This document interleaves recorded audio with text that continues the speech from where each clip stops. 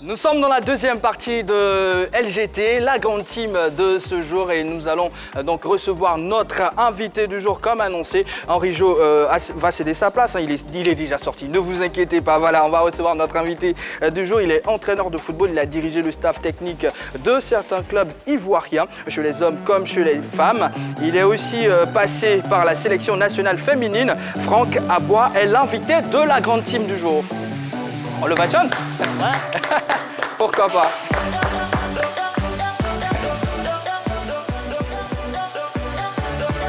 Bonsoir coach. Bonsoir. Comment allez-vous? Bien, ça va. J'espère que vous êtes bien installé là. Bien installé, ça va. Bienvenue. On va entrer dans le vif du sujet. Voilà, parce que là, vous m'avez dit que vous êtes bien installé. Bien installé. Alors, vous avez entraîné des équipes masculines et féminines. Avez-vous eu la même approche à chaque fois? Il faut dire que c'était quand même difficile. Les dames ont une approche différente des hommes.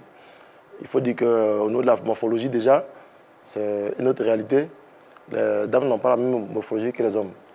Et il y a aussi l'esprit qu'elles ont. En venant au football, il faut se dire d'abord que ce sont des dames. On sait que les dames sont faites pour faire la cuisine et autres. Donc elles sont... Je dis oui, c'est ce que les parents disent. Ah, okay. Quand vous quittez la maison pour venir aux entraînements, on dit mais toi reste à la maison pour préparer, tu vas faire quoi sur le terrain. C'est comme ça que les dames quand elles viennent, elles ont un autre état d'esprit par rapport aux hommes. D'accord. Alors, vous avez remporté plusieurs titres avec le football féminin. Alors, est-ce que ça reste votre plus belle expérience? Je dirais oui, parce que je suis plus connu au niveau du football féminin que les hommes. Pour avoir dirigé, je dirais, l'équipe des 11 les Gagnois. Nous avons été à 2 ou 3 reprises champions de Côte d'Ivoire, devant, bien entendu, la Juventus et l'Omnes. Après, il y avait les coupes que nous avons remportées, bien entendu. Et aussi, ces performances ont valu, je dirais, la promotion en équipe nationale, où j'étais un très proche collaborateur de Touré Clémentine, que je salue au passage. Mais vous parliez tout à l'heure des différences qu'il y a entre le football féminin et le football masculin. Oui. Est-ce que les dames ont raison aujourd'hui de parler d'égalité de traitement avec les hommes? Parce que le débat a cours. Hein. Au Brésil, c'est fait. En Norvège, c'est fait, je crois. Aux États-Unis, en Australie également. Aux États-Unis, les femmes ont été déboutées en justice sur cette requête. Est-ce que les femmes ont raison aujourd'hui de parler d'égalité en termes de traitement par rapport aux hommes en ce qui concerne le football? Je dirais oui et non à la fois. Faites attention. Voilà. Il y a Yellow à côté. Non, parce que aujourd'hui, il faut reconnaître que le football, c'est une grande industrie. Et il y a des films, je dirais des partenaires, des sponsors qui sont plus proches de ces entités-là.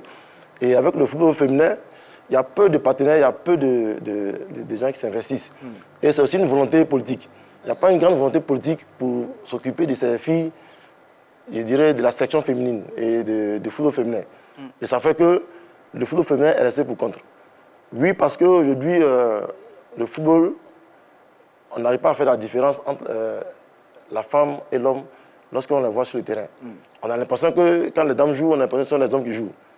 C'est certainement au niveau de, je dirais, les cheveux, au niveau de, je dirais, des seins, la morphologie, comme j'ai dit tout à l'heure, qu'on arrive à faire la différence entre les femmes au niveau du jeu. Et le football féminin aussi, il faut dire que c'est la finesse. Quand on voit les dames jouer, on est content. On voit les beaux gestes. J'en connais une qui est très heureuse en ce moment. Hein. Yellow. Alors, comment expliquez-vous votre succès, votre réussite au niveau du football féminin? Il faut reconnaître que j'ai commencé d'abord avec le football féminin et c'est aussi la patience. J'ai travaillé avec quelqu'un qui connaissait le football, pour avoir travaillé avec la formation. J'ai fait allusion à M. Fodé Silla, qui est quand même un mentor au niveau du football ivoirien, au niveau des jeunes et au niveau du football féminin. Et avec lui, on a été patient. Je me rappelle bien, dans les débuts, on perdait les matchs de 14 à 15 à 0 contre l'équipe de Juventus. En 2012, en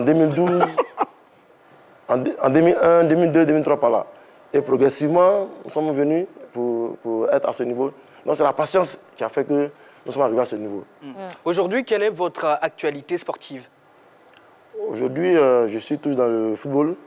Je travaille toujours en collaboration avec l'équipe jeune de la SOA, bien entendu avec le coach Ndachi et le coach Magloire. Nous travaillons, je ne reste pas tout le temps avec eux sur le terrain, mais nous travaillons ensemble. Je mets à leur disposition quelques joueurs, quelques équipes pour des matchs amicaux et plein de choses qu'il y a. Donc vraiment, je suis au quotidien avec ces gars et bien entendu avec quelques collaborateurs qui sont en Ligue 1 et en Ligue 2. Bafing, EFIM, FC San Pedro, SOA, est-ce que tout ça, Ligue 1, Ligue 2, pour toutes ces équipes, est-ce que tout ça, ça donne un bagage suffisant, une dose d'expérience suffisante pour être, je veux dire, un entraîneur épanoui aujourd'hui, tant au niveau de l'encadrement du football féminin, tant au niveau de l'encadrement, les deux secteurs dans lesquels vous êtes en ce moment? Oui, j'ai lieu de s'épanouir avec, bien entendu, ces différents structures aussi passées, que ce soit en Ligue 1 ou en Ligue 2. Mais comme la Ligue 1 est la vitrine, c'est en Ligue 1 que se passe vraiment, je dirais, les bonnes choses, et les bonnes performances et bien entendu la visibilité financière, bien entendu.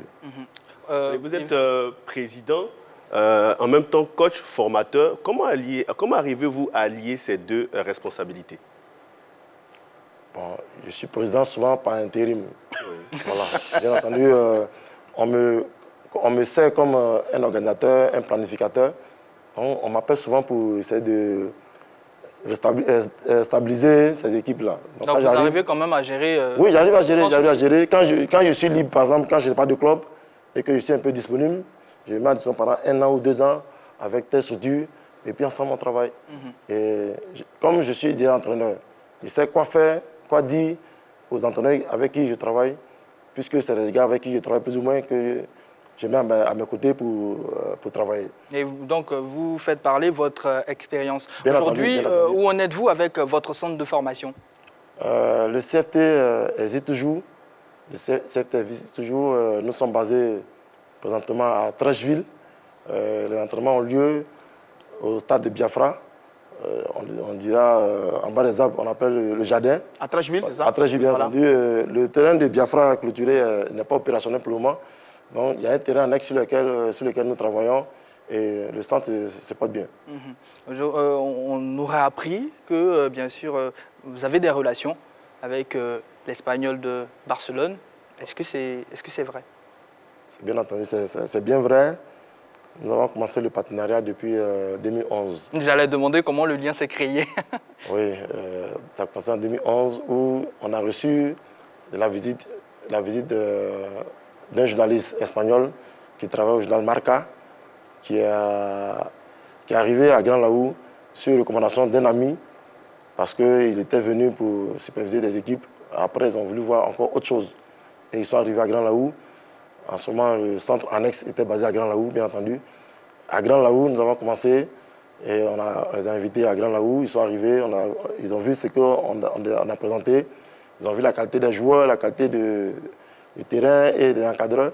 Et tout de suite, l'année qui a suivi, on a fait une correspondance et puis le partenariat a suivi. Boris, coach, l'année où vous partez pour le stage du côté de l'Espagnol de Barcelone, vous partez avec 2 joueurs, oui. Safa Mamadou et puis Afi Konan.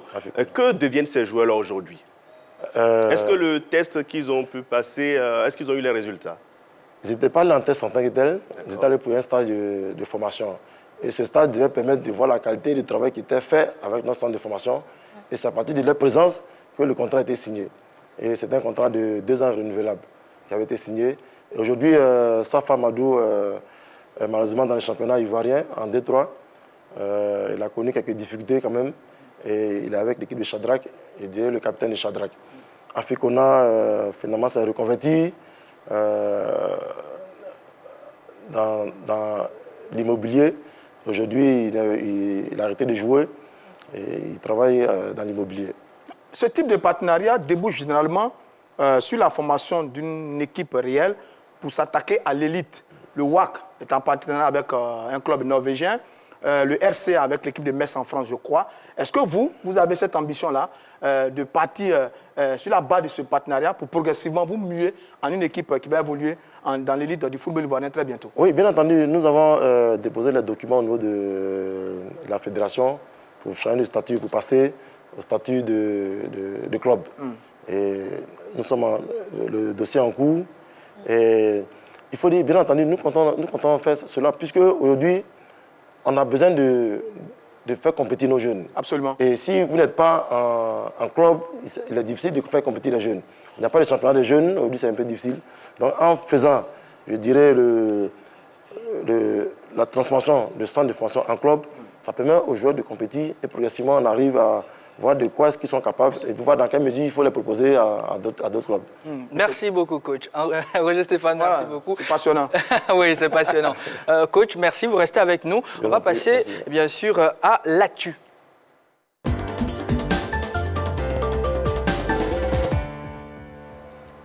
La FIFA a dévoilé ce jeudi son classement des nations pour le mois d'octobre. La Belgique domine toujours les débats au plan mondial quand le Sénégal reste toujours maître sur le continent. On va recevoir donc Dorgelès Kofi qui va faire le point de ce classement. Déjà, il va commencer naturellement par le top 10 mondial de ce classement FIFA-là. Dorgelès Kofi. Dorgelès Kofi. Est-ce qu'on peut applaudir pour Jean-Baptiste Assouan? Félicitations. Encore. Merci beaucoup. Oui. Merci beaucoup. J'ai entendu quand je n'étais pas là, Dorgelès Drogba, Dorgelès Haaland. Aujourd'hui, c'est qui? Dorgelès Neymar. Adriano. Ah, voilà. Voilà, Adriano. Le maillot du Brésil. Voilà. 48 matchs, 27 buts avec la Seleção. Tout ça sur notre écran Magic. Regardons ensemble le top 10 mondial. Premier, la Belgique. Deuxième, la France. Troisième, le Brésil. L'Angleterre, quatrième. Cinquième, le Portugal. Sixième, l'Espagne. L'Uruguay. Septième, l'Argentine. Huitième, la Croatie. Neuvième, dixième, la Colombie. Alors, messieurs, on l'a vu. Quel commentaire faites-vous de ce classement? Yves Boris. Dans ce classement, Belgique, France, oui, je suis bien d'accord avec ça, mais je voyais plutôt le Portugal être troisième à la place du Brésil, parce que quand même, quand on regarde ce Portugal qui a remporté la Ligue des Nations et qui a bien démarré d'ailleurs cette compétition, mérite d'être au moins à la troisième place de ce classement, mais dommage, on la retrouve à la cinquième place. On espère qu'avec les matchs de Ligue des Nations et des éliminatoires de la Coupe du Monde, cette équipe pourra avoir cette place parce qu'elle le mérite au regard de son joueur Cristiano Ronaldo qui fait mains et pieds pour que cette équipe soit au top au niveau des sélections. Je crois que c'est une formation quand même qui mérite d'être à ce niveau-là, à la troisième place. Mais je dis, c'est un peu logique quand même parce que la plupart de ces équipes qui sont dans le haut du classement ont assuré sur les matchs de les compétitions de la Ligue des Nations. L'Angleterre qui d'ailleurs a battu donc la Belgique, qui a fait un très bon résultat. La France a enchaîné une victoire et a fait un match nul face à l'équipe du Portugal. Le Portugal a fait un match nul face à l'équipe de la France. Le Brésil a été très fort en Amérique du Sud dans les éliminatoires de la Coupe du Monde. Donc c'est une équipe du Brésil qui est en pleine forme. Les gros changements sont intervenus derrière pour l'équipe de l'Espagne qui devient sixième, qui était un peu en arrêt, qui devient sixième. L'Argentine qui devient huitième, qui était neuvième, qui devient huitième, et puis l'Uruguay et la Croatie qui perdent une place sur ce classement. Mais par contre, les équipes du haut, c'est une place, je veux dire, respectée, qui depuis très longtemps d'ailleurs respecte certaines logiques, notamment la Belgique qui pendant longtemps domine ce classement, qui a connu un seul revers durant ces derniers temps, c'est la défaite face à l'équipe de l'Angleterre lors de la Ligue des Nations. Dorgelès, on va partir pour le top 10 africain maintenant. Le top 10 africain, on revient sur le continent. Regardons ensemble en tête le Sénégal, rien n'a changé. 21e au niveau mondial, 2e la Tunisie, 3e l'Algérie, Nigeria 4e, 5e le Maroc, le Ghana 6e au bas du classement. Nous avons le Burkina Faso 10e. Yellow. Comme Dorgelès l'a dit, rien n'a changé. Je pense que les matchs ont repris au fur et à mesure par rapport aux matchs de préparation pour les qualifications de la CAN. Donc rien n'a changé. Le Sénégal reste toujours premier. Et puis en 10e position, on a le Burkina Faso. Coach, il n'y a pas de surprise. Oui, bien entendu. Je vais dans le même sens que Yellow. Je vous dis qu'il n'y a pas de surprise. C'est mérité. Mais bravo à l'Algérie quand même. L'Algérie qui était 4e et qui devient 3e. L'Algérie était 35e mondial. L'Algérie devient 30e mondial. C'est un pas à signaler. L'équipe est désormais 3e dans ce classement. Il y a le Maroc aussi, le Maroc là qui est 5e. Les Marocains avant ce classement étaient 43e mondial. Là en ce moment, ils sont 39e mondial. Je pense que c'est des bons importants à signaler pour l'équipe de l'Algérie et pour l'équipe du Maroc. On parlait hier des clubs marocains qui font très fort en ce moment sur le continent africain par rapport aux différentes compétitions africaines, notamment la Ligue des Champions et la Coupe de la Confédération. Eh bien, les résultats se font sentir là sur l'évolution du Maroc dans ce classement. Et puis, signalons également le Mali et le Burkina Faso qui gagnent des places dans ce classement africain. Ce sont des équipes qui ont fait très fort sur la fenêtre internationale des 2 matchs amicaux qui ont été disputés il n'y a pas longtemps. Bravo à l'Algérie, au Maroc, au Mali et au Burkina Faso, qui sont des équipes qui sont en train de monter en ce moment au niveau du classement FIFA en ce qui concerne les formations africaines. Yves Boris, la Côte d'Ivoire est 61e mondiale et 12e africain. Les éléphants perdent une place par rapport au précédent classement. Et un commentaire? Commentaire, c'est tout à fait logique qu'on perde des places dans ce classement. Pourquoi? Une seule place. Une seule place. Mais c'est pas négligeable. Mais oui, mais même si c'est une seule place, Yves, c'est pas négligeable. C'est pas négligeable. La Côte d'Ivoire, grande nation de football, avec tout le potentiel de joueurs que nous avons, on n'est même pas dans le top 10 africain. Je pense que ce n'est pas une bonne publicité pour le football ivoirien. On est 12e au plan africain, 63e au plan mondial. C'est logique, on perd un match face au Japon, on fait un match face à la Belgique. C'est tout à fait normal qu'on ne puisse pas récolter des points. Qu'est-ce qu'on a comme points? 1378 points. On est vraiment très loin dans ce classement-là, alors que des années en arrière, la Côte d'Ivoire occupait la place de premier choix, de premier rang dans le top africain et même parfois au niveau mondial. Je crois que c'est des choses qu'il faut tout de suite essayer d'y remédier, mais ce n'est pas reluisant pour le football africain. Ça montre tout de suite que notre football ne se porte pas bien. Yellow. Oui, notre football ne se porte pas bien. C'est vrai que quand on annonçait qu'on devait jouer contre la Belgique et le Japon, on était plutôt contents parce que pour nous, on allait engranger des points, on allait remonter au niveau du classement. Mais non, ça a été plutôt le revers de la médaille. Déjà, nous perdons une place au niveau mondial et puis nous gardons notre 12e place. Donc, ce n'est pas du tout fameux pour la Côte d'Ivoire. Non, c'est-à-dire qu'on a disputé 2 matchs seulement. Déjà sur les derniers résultats. Je suis d'accord avec vous. 1-1 contre la Belgique et défaite 1-0 contre le Japon. On a disputé 2 matchs comme toutes les nations d'ailleurs. Et nous, on a joué contre de grosses équipes. C'est-à-dire que le match nul face à la Belgique était peut-être bien. Ça nous aurait permis un peu de peut-être monter. Par contre, c'est la défaite face au Japon qui nous a été préjudiciable. On aurait réalisé une belle performance face à ces 2 grandes nations qu'on aurait fait un bon qualitatif. Malheureusement, on n'a pas beaucoup bougé. Bon, c'est dommage. Sur les 2 matchs disputés face à la Belgique et au Japon, on a tous tiré les leçons ici. Je pense qu'on va retravailler, revenir. Coach, vous êtes d'avis avec Roger Stéphane? Oui, bon, je vais aller dans le même sens que, puisque effectivement, on perd un match et on fait match nul. La logique voudrait qu'on ne reste pas au niveau de ces classements-là. Donc, je pense que c'est quand même logique. Mais après aussi, ça dépend du résultat des autres, Roger Stéphane. Oui, c'est vrai, il y a le résultat des autres, mais je pense qu'après tout, la Côte d'Ivoire perd. Sur 6 points à prendre, on prend 1 point. D'accord, c'est bien noté. Dorgelès, on va voir maintenant le top 10 mondial du classement féminin. Effectivement, Jean-Baptiste, regardons bien en tête. Ce sont les États-Unis, 2e, l'Allemagne, la France, 3e, Pays-Bas, 4e, la Suède, 5e, 6e, l'Angleterre, 7e, l'Australie, le Brésil est 8e, Canada, 9e, 10e, la Corée, la République démocratique de Corée. Ouais, chez les dames, sans surprise, les États-Unis, Megan Rapinoe, c'est le nom qui me vient tout de suite en tête. C'est logique, un classement logique. Yellow, on commence par vous. Oui, c'est un classement logique. Quand on voit la campagne des États-Unis lors du précédent mondial, oui, ces femmes-là méritent bien évidemment leur place. Ensuite, l'Allemagne et la France qui se sont très bien illustrées aussi dans leurs différents pays et sur leurs différents continents. Donc oui, c'est normal que les États-Unis soient en première place. Coach? Oui, c'est logique aussi, les 3 premières places. Après, il faut dire qu'après la Coupe du Monde, je ne pense pas qu'il y a eu suffisamment de matchs amicaux pour pouvoir. Voilà, donc il n'y a pas eu. C'est logique que voilà, ce soir. Il n'y a pas de chamboulement. Voilà, c'est-à-dire que le classement des femmes n'est pas le même, la période n'est pas la même que le classement des hommes. Le classement des hommes est mensuel. Chez les femmes, des fois, on a 2-3 mois, peut-être même plus, en fonction donc, des événements. Et là, depuis de nombreuses années, ce sont les États-Unis et l'Allemagne. Juste avant les États-Unis qui ont pris la première place du podium, je crois, en juin 2015, c'était l'Allemagne. Et là, maintenant, depuis 2015, ce sont les États-Unis qui dominent ce classement. Depuis 2018, ils ont une seule défaite. C'était le 19 janvier 2020 face à la France. Stéphane, vous allez dire elle? Oui, les filles. 2019. Les joueuses, depuis 2000, les joueuses, une seule défaite. Les Américaines, une seule défaite. C'était face à la France. Heureusement qu'il y a Yellow. Voilà, en juin 2019. C'était en amical. En 2020, elles ont encaissé un seul but. Sur 8 matchs disputés, les Américaines, bon, ça montre bien qu'elles sont régulières, elles sont constantes. Championnes du monde 2015-2019, ce sont elles qui dominent le football au niveau des dames. Et notre Megan Rapinoe, qui est sur le plateau avec nous. On n'a pas la même coupe de cheveux. Oui, je voulais quand même faire une précision. Il y a l'équipe de Norvège que je ne vois pas dans les 5 premiers. Même dans les 10 premiers, au niveau du classement, l'équipe de la Norvège n'existe pas.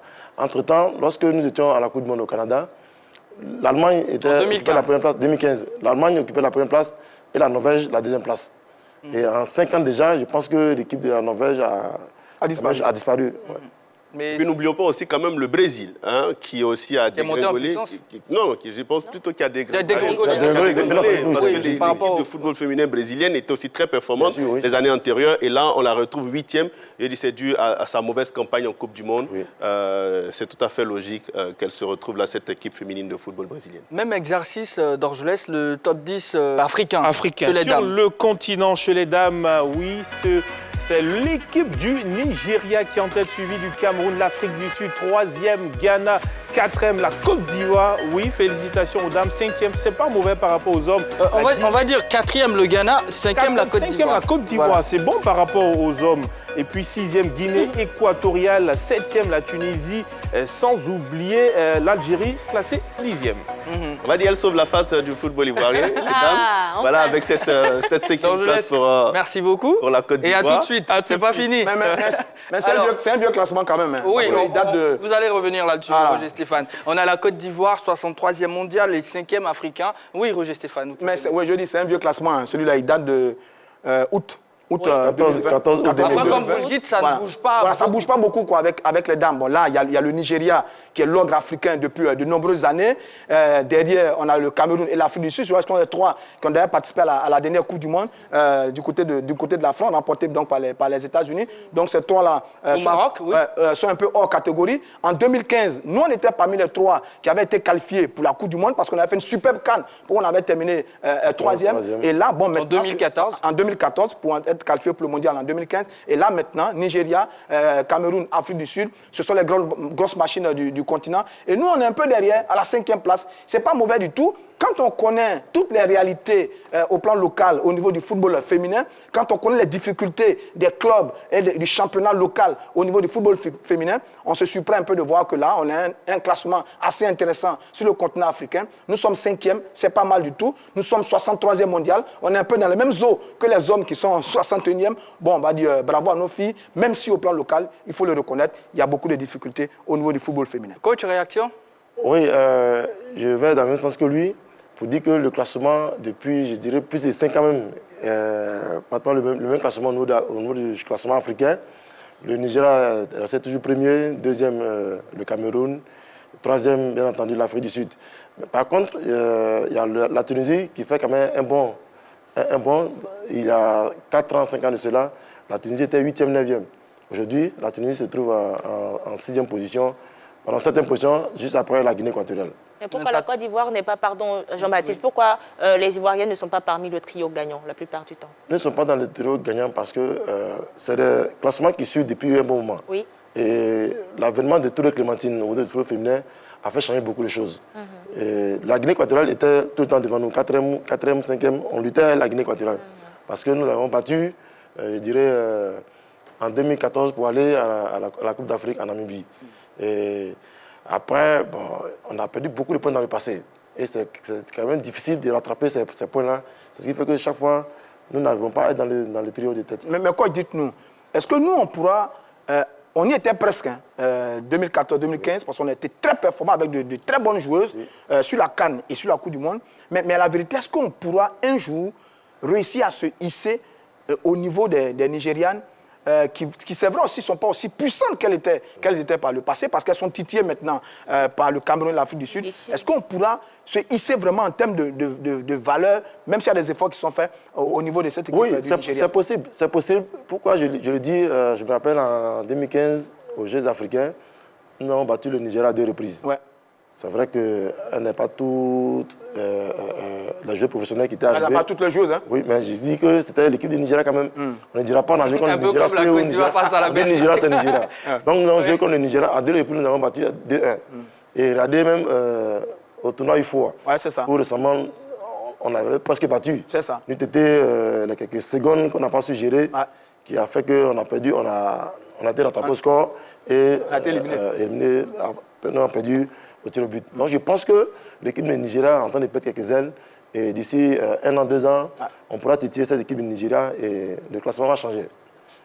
Alors, coach, ça tombe bien. On est déjà dans la deuxième partie des questions qu'on doit poser à l'invité et on parle de football féminin. Aujourd'hui, le football féminin est au centre de plein de débats, de nombreuses polémiques. Est-ce que tout ça, toutes ces critiques-là sont justifiées? Bien entendu, c'est justifié. C'est justifié dans la mesure où les joueuses n'ont pas de lucarne pour, je dirais, s'exprimer. Donc je pense qu'il y a une ONG récemment qui a essayé de rappeler un peu certains éléments, certaines failles. ONG footeuse, bien entendu, qui a relevé un peu ces faits-là. Donc je pense que c'est justifié. On l'évoquait pendant les échanges précédents. En 2015, la Côte d'Ivoire participe au mondial féminin au Canada. Premier match contre l'Allemagne, 10-0. Elles arrivent au Canada grâce à une bonne CAN, on va le dire, 3e. Mais après, c'est quand même dommage de tomber les armes à la main. Que s'est-il passé réellement? Il y a eu quand même pas mal de soucis au niveau de l'équipe. D'abord, au niveau de la préparation. Il faudrait que vous sachiez que la préparation de la CAN en Namibie a été bien faite que la Coupe du Monde. Figurez-vous que nous avons pris 3 semaines de préparation en Afrique du Sud avant de se rendre en Namibie pour la CAN. Et les résultats, vous les connaissez. Et avec la Coupe du Monde, la réalité était tout autre. Et il y a eu des difficultés au niveau des filles lors de la préparation. Et nous avons eu seulement un seul match de préparation contre le Cameroun. Et ce match est arrivé, je dirais, grâce au coach Touré Clémentine. Parce qu'elle a beaucoup insisté auprès des dirigeants pour qu'au moins on puisse avoir ne serait-ce même un match. Puisque au départ, le programme qui avait été ficelé, établi, n'avait pas été respecté. Donc après, il faudra quand même faire quelques réaménagements pour qu'on puisse avoir au moins un match. Mais c'était pas... Coach, après, on a entendu parler de primes impayées. Oui. Est-ce que, déjà, parlez-nous, vous qui étiez proche des Effectivement, filles. les primes sont restées impayées jusqu'à ce jour. Il y a eu certainement une mauvaise communication là-dessus. Pourquoi lorsque nous sommes arrivés de la Namibie, il était entendu que les joueuses devaient recevoir des primes. Mais les montants n'avaient pas été déterminés. Puisque avant d'aller aux compétitions, on ne convoque pas les filles à une réunion pour dire que vous partez à telle compétition, à telle campagne, voici telle étape à franchir, tel montant qu'il faut avoir.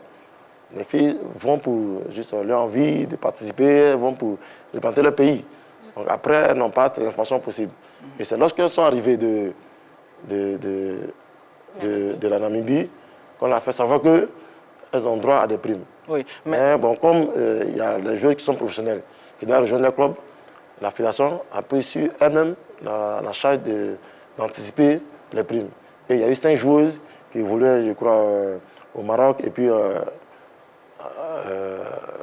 en Europe, qui avaient perçu leurs primes. Et jusque-là, les autres n'ont pas perçu. Expliquez-nous bien, coach, parce que vous étiez dans la délégation. Oui. CAN et mondial. Oui. 2014-2015. Nous sommes en 2020. Oui.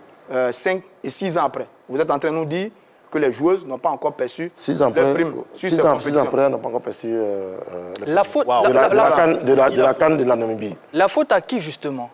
C'est la grande question. C'est la grande question, puisque, comme je dis, il n'y a pas de communication là-dessus. Vous savez, aujourd'hui, notre interlocuteur, c'est la fédération. Mais aujourd'hui, on ne peut pas se permettre de s'adresser à la fédération pour que les filles puissent percevoir les primes. Mais pourquoi? Est-ce que ce n'est pas un droit pour ces filles et vous-même d'ailleurs en tant que membre pourquoi je le dis, de demander on a eu cette information que lorsque ces 5 joueuses professionnelles ont reçu les primes. Vous avez eu l'information quand? Non, je dirais dans l'année, en 2014. Donc ça fait 6 ans. Ça fait 6 ans, bien entendu, ça fait 6 ans. Et quelles sont les démarches que vous avez entreprises? Bon, le sélectionneur Touré Clémentine a essayé d'entreprendre les démarches auprès de l'administration. On n'a pas eu de suite favorable. D'accord. Ça dit que coach. Roger Stéphane, Aujourd'hui, rapidement. il faut reconnaître que c'est elle qui est la représentante des joueuses et l'encadrement technique. Bon, il y a l'entraîneur Touré Clémentine. Oui. Sur les 2 compétitions, il y a les chefs de délégation, Oui. il y a les joueuses et même elles-mêmes. Oui. Comment est-ce que jusqu'à présent, la fédération n'est pas fermée? Dernière question, oui, coach. Nous ne sommes pas... c'est Clémentine qui est, je dirais, la transmission directe entre les joueuses et l'administration. D'accord. Donc, elle mène plusieurs fois les médiations auprès de l'administration, mais on n'a pas... Ok, coach, on entend très bien ce que vous êtes en train de dire. Dans quelles conditions, bien sûr, vivent les clubs déjà, et dans quelles conditions ces clubs-là travaillent? Il faut dire que d'abord, c'est les amoureux du football. C'est les amoureux du football, c'est les fous du football, je dirais. Parce que c'est des gens qui vivent sur fonds propres. C'est leur propre salaire, leur propre gain qu'ils ont pour nourrir leur petite famille, qu'ils mettent à la disposition de ces clubs qu'ils ont. En espérant que, bien entendu, il y ait quelque chose pour essayer les rétablir dans tout ce qu'ils font comme dépenses. C'est ça. Aujourd'hui, quand une joueuse est recrutée comme professionnelle, le club ne gagne rien en retour. Il n'y a pas d'indemnité de paiement, indemnité de transfert pour le club. Donc c'est que ça reste, Roger Stéphane, s'il vous plaît, ça reste encore amateur. En tout cas, on espère reste encore amateur. Voilà, on espère que les choses Et vont... les présidents du club ne vivent que de la subvention. D'accord. Que de la subvention Qui n'ont pas très régulièrement Et s'élève à combien à votre époque, quand vous étiez encore coach je crois bien 1,5 million si j'ai encore bonne mémoire. 1,5 million. À la base, c'est 2,5 millions, mais 1,5 certains million. présidents de club affirment avoir reçu seulement que 1,5 million. Voilà. Mais sur la base non. C'est monté maintenant à 2,5 millions maintenant. Mhm. Sinon, c'était 1,5 million qu'elle percevait. Et que le président du club percevait. D'accord. Rapidement, coach, est-ce que vous avez des solutions à proposer pour améliorer la situation du football féminin en Côte d'Ivoire? Rapidement. Oui, la solution, c'est de trouver des sponsors, des partenaires. Parce qu'au niveau des hommes, le championnat masculin et je dirais même les sections masculines ont des sponsors, des partenaires pour accompagner ces entités-là. D'accord. Donc avec pour le football vous... féminin, il n'y en a pas. Donc il faut des partenaires, il faut des sponsors pour s'occuper que du football féminin. D'accord. Parce que les sponsors de la fédération ne servent pas aussi au football féminin. D'accord. Vos prochains challenges, coach? Je suis pour le moment en train d'observer avec la situation qui prévaut au niveau de la fédération. Et pour l'heure, je suis sans club. Je suis en attente des clubs qui ont envie de faire projet sur le long terme pour qu'ensemble on puisse travailler. Et merci. Pour l'heure, je suis là, j'observe. Merci beaucoup, coach. Je vous en prie. Eh bien, c'est l'heure de passer à la deuxième coupure publicitaire de cette émission. Ne zappez surtout pas. Dans pas longtemps, on parlera bien sûr des différentes affiches de la première journée de la Ligue Europa 2020-2021. Le coach va donc céder sa place à Henri Jo. Jojo aussi va venir, voilà. Il va nous dire au revoir. Voilà. En tout cas, pas mal de changements. Restez connectés. On revient juste après ça.